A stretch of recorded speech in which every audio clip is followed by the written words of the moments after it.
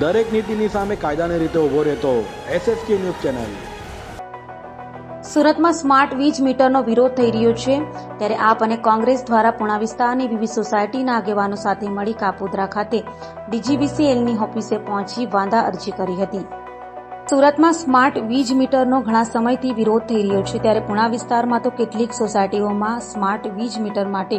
પ્રવેશ કરવો નહીં તેવા બેનરો લગાવ્યા બાદ સોમવારે કોંગ્રેસ અને આમ આદમી પાર્ટીના નેજા હેઠળ પુણા વિસ્તારની સોસાયટીના રહીશોએ વાંધા અરજી લખી બધાએ ભેગા મળી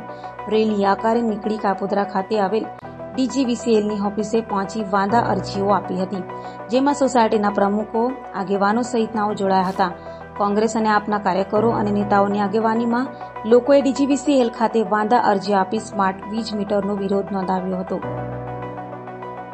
આજરોજ કાપોદ્રા ખાતે દક્ષિણ વીજ કંપની જે આવેલી છે ગુજરાતની, અને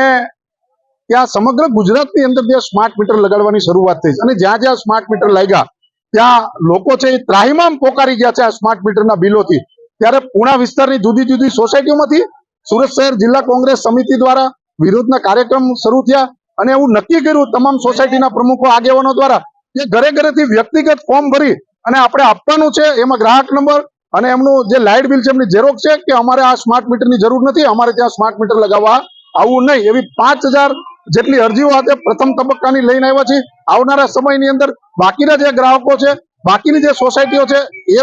એ લોકો દ્વારા પણ આ જ રીતે આ સ્માર્ટ મીટરનો વિરોધ કરી બાયકોટ સ્માર્ટ મીટરના હેશટેગ સાથે આ કાર્યક્રમ આપવામાં આવશે અને અરજીઓ આપવામાં આવશે।